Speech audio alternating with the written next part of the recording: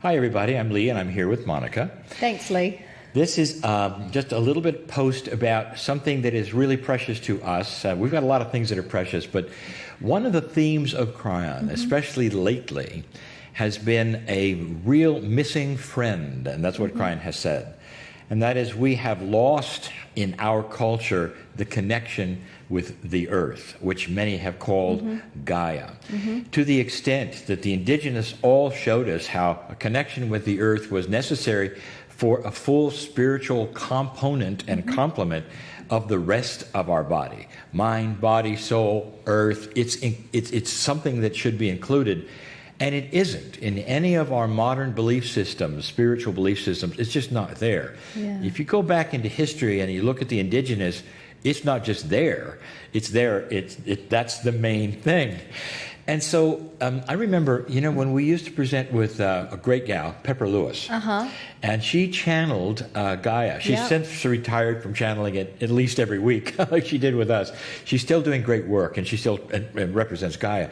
But in her channeling, she would channel the essence of Gaia and be able to be asked questions and all. This is how we feel about it. Sentient, there to help us, part of our lives. We've come from the dirt of the earth, and yet we don't acknowledge it. Nature is part of us and should be. We don't acknowledge it. Where I'm going with this is this really, really ties in my meeting Monica, because when I met her in Australia, her whole past was as a park ranger in love with Gaia, living in a ranger house in Gaia. So this is Gaia Girl. But it's what she did with it that we're going to talk about. Yeah, well, I loved my job. I didn't even think of it really as a job. I was a national park ranger for about 15 years in Australia, in Canberra, my hometown, and there's many different national parks there.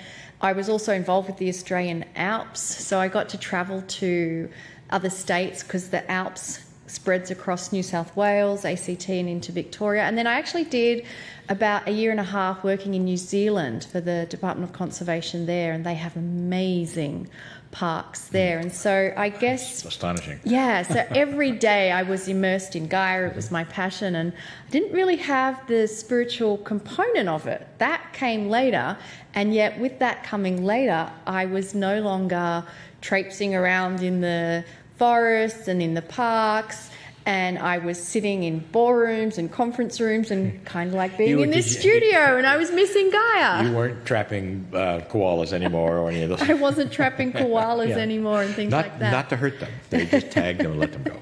Just so you know. Yeah, but however, I had the missing element from Kryon about why I was connected.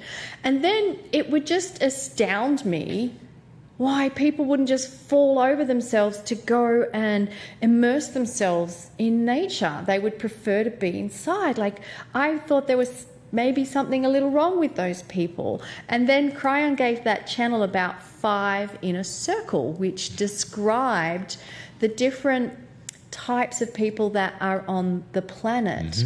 And not everyone was in the category of the tree hugger, the Gaia. So there were, I think that was category 4. Category 3 was the meditators, and that's a thing where some people just love meditating all day and others don't want a bar of it. So it's just recognizing that we're all... No right or wrong. There's no right or wrong. Right. We're all unique. Sure.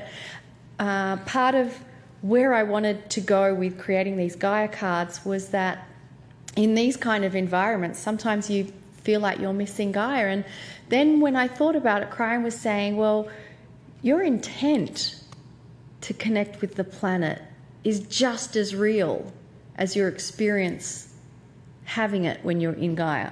I think the Gaia cards, and you can even make your own, would be to reawaken connection. Yes, basically. Exactly. That was the purpose behind it. And behind each card, it was inspired from a Kryon channel. So there's a guidebook that accompanies that, where the channeling of Kryon gives us a little bit more information about the Gaia cards. Why don't we pull a card just so let people know? Let's do one each, and then you can kind of get a feel for what the message from Kryon and Gaia is. Okay. Here we go. Here you go.